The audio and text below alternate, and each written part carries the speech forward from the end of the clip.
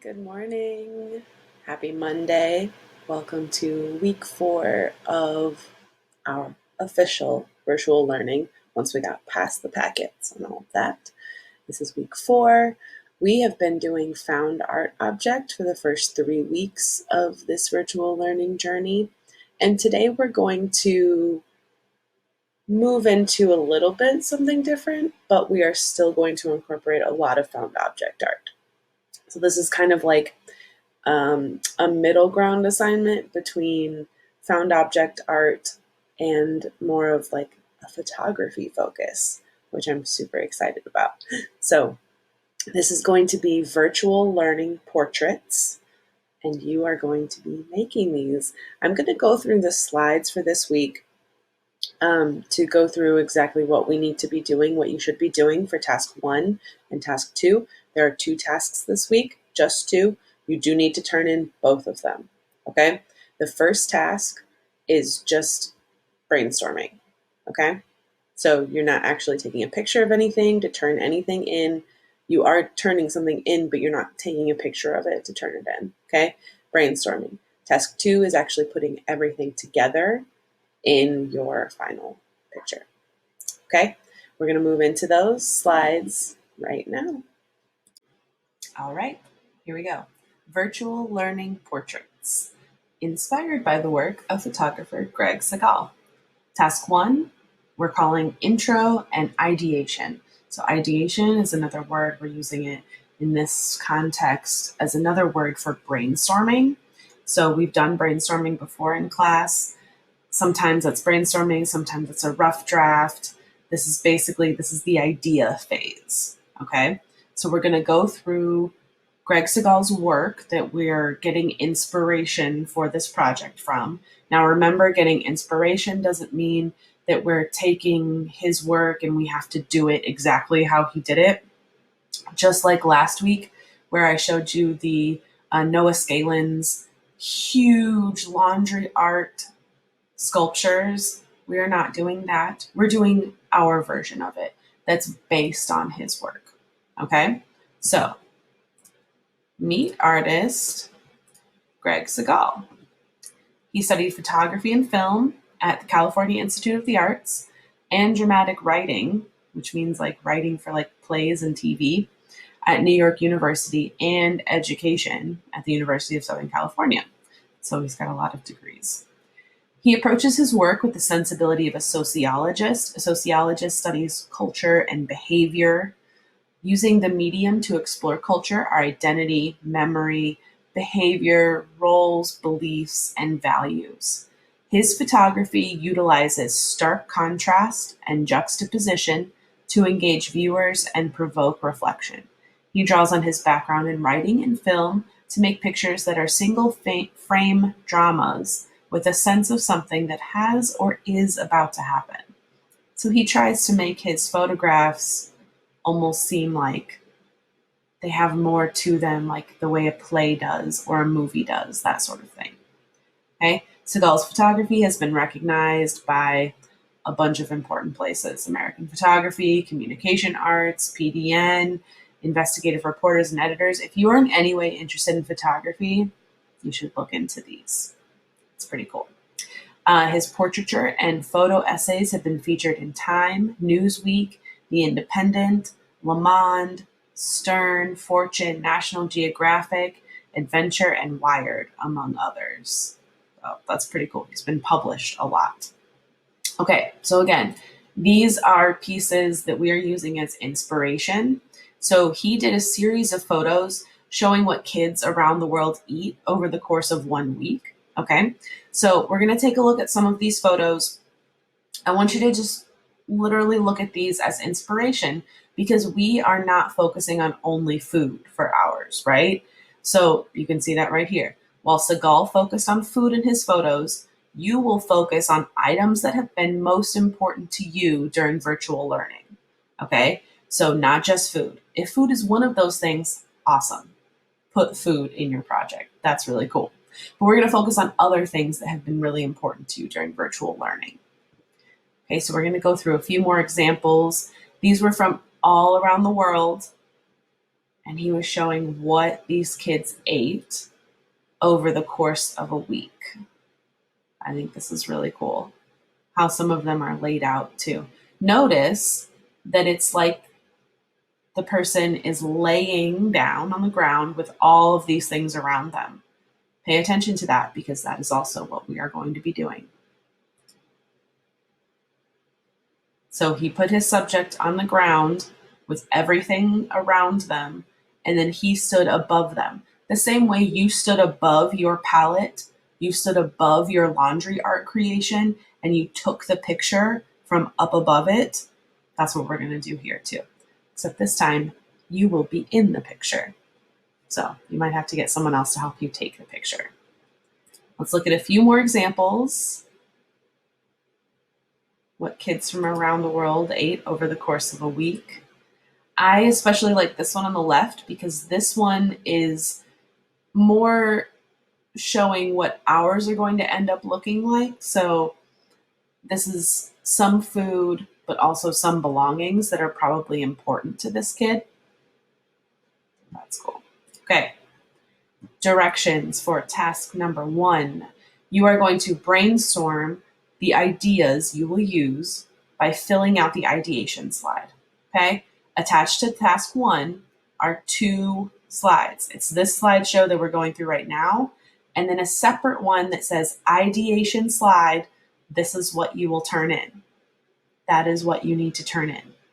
We're going to fill out that slide. I'm going to show you how to do it, and then you're going to turn in that slide. Okay? So you're going to think about food you've eaten, games you've played, things you've used a lot, books you've read, sports you've played or practiced, or other things that are important to you. Okay? So let's go through and let's think of a few things. Food you've eaten, that could be anything. Like, what are you eating a lot of? Are you eating a lot of cereal? Are you getting a lot of takeout? What are you eating right now during quarantine? Games you've played. This could be board games, video games, card games, all sorts of games. Things you've used a lot. This could be cleaning supplies. It could be the controller from your game system. It could be a Nintendo Switch. It could be whatever you've been using a lot. Books you've read. That one's pretty self-explanatory. If you're reading books, I'd love to see that in your project. Same for art and art supplies. Sports you have played or practiced. So if you've been playing a lot of basketball, make sure your basketball is in this photo that you make. If you've been playing football, anything, any sports you've been playing. If you've been practicing cheer, put something in the photo to represent that, okay? Or other things that are important to you. Anything that you've noticed has been really important to you during this virtual learning quarantine time in our lives, okay? Then you'll turn in the ideation slide when you finish filling it out. Make sure things that you're putting on this list are things you actually have access to, okay? If maybe you're at one parent's house sometimes and another parent's house another time. If you have a basketball in one of those places, make sure you have a basketball where you're making this photo. Does that make sense? Make sure you have the stuff that you are putting on this list that you're brainstorming. Don't put something on there that you don't actually have to put in your photo. Okay? So this is what your ideation slide is going to look like. This is what you're going to turn in. This is an example. Do not turn in the one in this slideshow. It won't work. You have to open up the new one, a separate slide. It's going to look like this. It's just going to be by itself. And it's going to say ideation slide. Okay, see how there's no other slides in this slideshow? That's what you need. Okay, so ideation slide. This is the example. You are going to put your ideas in these blue boxes. When you click in these blue boxes, you can type. Okay, you can do this on a phone. You can do this on a tablet. You can do this on your computer.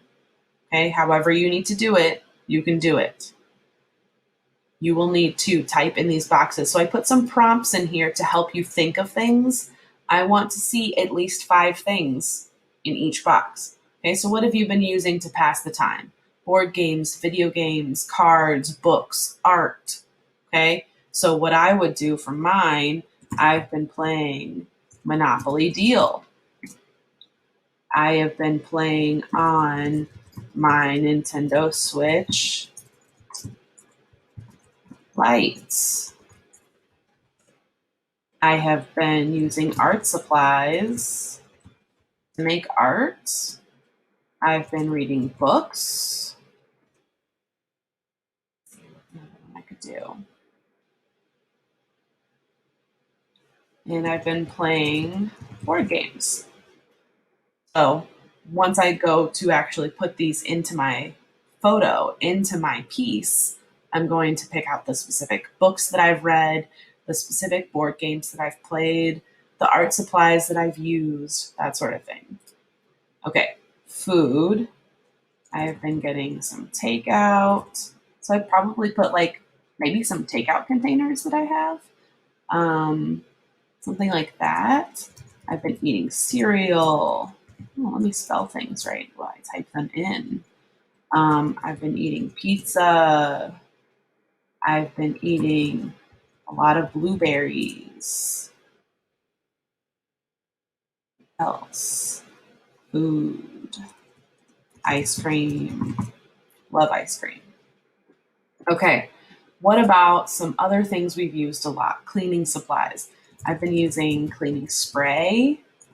I've been using a mask, like when I leave my house. I have been using my phone a lot.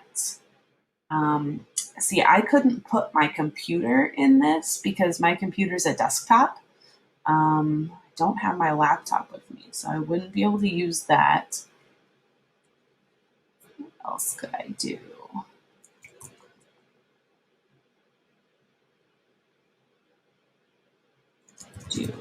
Headphones. I've been using headphones, and I would put, let's see, to show that I've been watching a lot of TV, what I would do is I would put the TV remote, right? To show that I've been watching a lot of TV.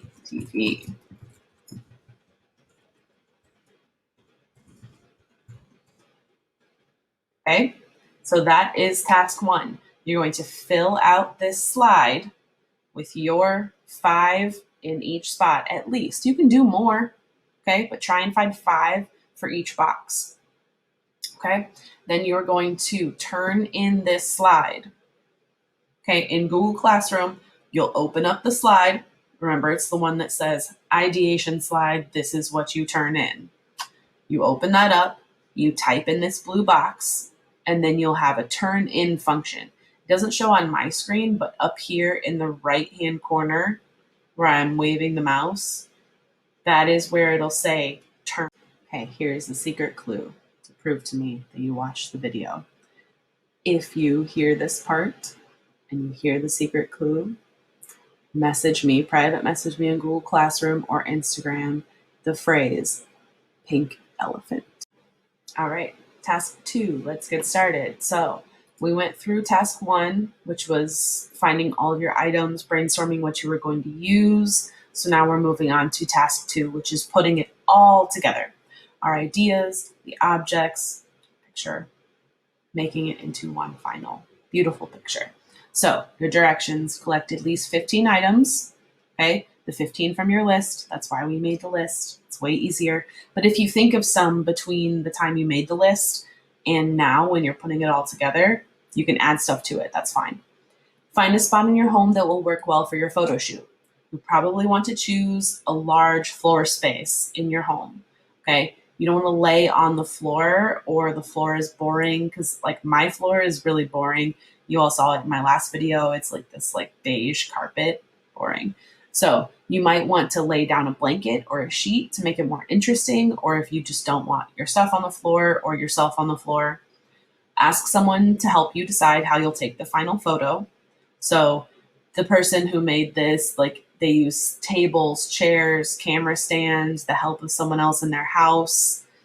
I would suggest laying down on the floor and asking your helper to like hold the phone over and make sure you can see you and all of your stuff in the photo. Okay, don't accidentally crop stuff out. Okay, now you're ready to set all the items out, create an interesting composition. Remember to leave space for yourself. Okay, if you have editing software and you want to edit the photo before you submit it, go for it. I'm going to show a few student examples. So the examples we had before, remember we looked at Greg Segal's work, and he's a professional photographer. So of course his are, really well done. He's gone to school for photography. We looked at how many degrees he has. He's a professional. These are some actual student examples, middle school student examples of this project. So this one has a lot of art supplies. I love that. And you can see she put a blanket down behind her. And then we have another one, Nintendo Switch Lite. I would have that in mine as well. Cleaning products, remote controls, and some food examples. Here's some more. This one's kind of smaller, but shoes, important shoes. I mean, we're not going a lot of places, but this can also be things that are important to you, right? Phone. I know most of you are going to have your phone in it. So if that means someone else has to take your picture, that's okay, so that you can have your phone in yours. This one is almost all vitamins and cleaning supplies. And I guess this person didn't want their face in theirs. I would personally like to see your faces in them, but if you can think of a creative way to keep your faces out, that's fine too. Okay, here we have some other items. Xbox controller, nice. Even a little skateboard there, that's pretty cool. We have some more art supplies. I love to see those art supplies. This person put in their iPad with Netflix literally up on the screen. That's a good way to show that you've been watching a lot of Netflix. I didn't even think about that. Okay, here's one more student example. We've got some games, some books, journal. Looks like it might be a phone, I think. Remote control. These are all really good. And then I'm also going to include in here, this is another teacher that made one, and she actually went in and made a time-lapse video of her putting hers together. I'm not going to play it right now, but it'll be in the slides that you can click on and you can watch it if you want to. Okay, so when you're done, upload the image to Google Classroom, just like we've done for every other assignment, or email it to me. Remember, if you're going to email it to me, if you're going to send it to me on Instagram, please, please, please also hit turn in on Google Classroom. It helps me stay organized. It really, seriously, guys, it helps me a lot. So if you can hit turn in, even if you're turning it in via email, you can write me a little note that said, I send it to you via email. But if you hit turn in, that really helps me out. I can't wait to see your virtual learning portraits. I'm going to be posting mine probably like midway through the week. So look out for that. Can't wait.